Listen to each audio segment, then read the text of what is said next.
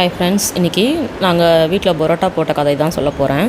ஒரு 11:30 மணிக்கெலாம் மாவு பசஞ்சு வச்சுட்டேன். காலையிலேயே ஒரு 6 மணிக்கு ஸ்டார்ட் பண்ணிட்டோம். சரி சீக்கிரம் முடிக்கலான்னு பார்த்தா பரோட்டா மாவு இழுக்க வந்துக்கிட்டே இருந்துச்சு.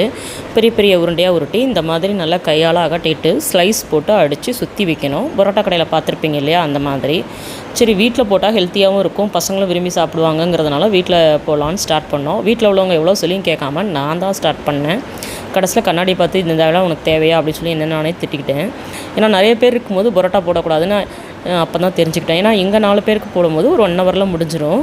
இது வந்து ஒரு 3-4 மணி நேரம் ஆயிடுச்சு. போட்ட எங்களுக்கே கடைசியில் பரோட்டா இல்லை, ஒரு 4-5 மணி நேரம் வேலை இழுத்துருச்சு.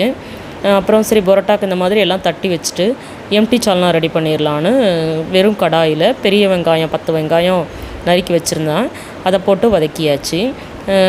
வதக்கிற கேப்லேயே ஒரு 2-3 பேர் சேர்ந்து பரோட்டாக்கு தட்டிகிட்டு இருந்தாங்க. கொஞ்சம் தான் தட்ட முடிஞ்சது. ஏன்னா நான் ஒரே ஆளாக உட்காந்து எல்லாரையும் தட்ட முடியல, முதுகு வலி வந்துடுது. சின்ன பசங்களை கூட விட்டு வைக்கல, ஆளுக்கு 4 நாள் தட்டி வைங்கன்னு சொல்லி எல்லாத்தையும் கொடுத்தாச்சு. நல்லா கண்ணாடி பதம் வதங்கினோடனே தக்காளியை சேர்த்துட்டேன். 10 தக்காளி, பழுத்த தக்காளியாக எடுத்து வச்சுருக்கேன். ஒரு 20 பேருக்குங்கிறதுனால நான் இவ்வளோ குவான்டிட்டி எடுத்திருக்கேன். நீங்கள் உங்கள் ஆட்கள் அளவுக்கு தக்கன எடுத்துக்கோங்க. இது நல்லா வேகிற அளவுக்கு வதக்கிட்டு எடுத்து ஆற வச்சு அரைச்சிக்கலாம். அதுக்கப்புறம் இஞ்சி, பூண்டு, கிராம்பு, சோம்பு, ஏலக்காய், தேங்காய், 2 ஸ்பூன் தேங்காய், முந்திரி பருப்பு இவ்வளவும் 1-2 திரித்து எண்ணெயில் போட்டு நல்லா வதக்கிக்கலாம். இஞ்சி பூண்டு விழுதை இதெல்லாம் சேர்த்து திரிக்கும் போது வாசனை, பரோட்டா சால்னா வாசனை நல்லாயிருக்கும். ட்ரை பண்ணி பாருங்கள்.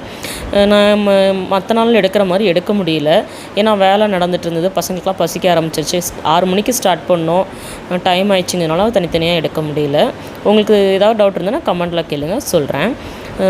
அது பச்சை வடை போனோடனே வெங்காயம் தக்காளி அரைச்சி வச்ச விழுதை அதில் சேர்த்தாச்சு.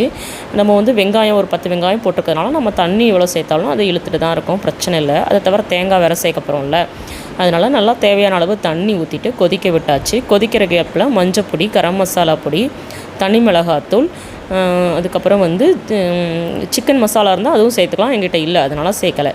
அது கொதித்து பச்சை வாடை போனோடனே தேங்காயும் வெறும் வேர்க்கடலையும் மட்டும் வச்சு நல்லா விழுதாக அரைச்சி வச்சுருக்கேன், அதை சேர்த்தாச்சு. அதை சேர்த்து ஒரு கொதி வந்ததுக்கப்புறம் ஆஃப் பண்ணிக்கலாம். வேர்க்கடலைக்கு பதிலாக பொரிக்கடலை சேர்த்துக்கலாம். அதை விட வேர்க்கடலை நல்லா டேஸ்ட்டாக இருக்கும். ட்ரை பண்ணி பாருங்கள். ஆனால் என்னைய மாதிரி நிறைய இருக்கும்போது பரோட்டாக்கு ட்ரை பண்ணாதீங்க. பாய், தேங்க்யூ.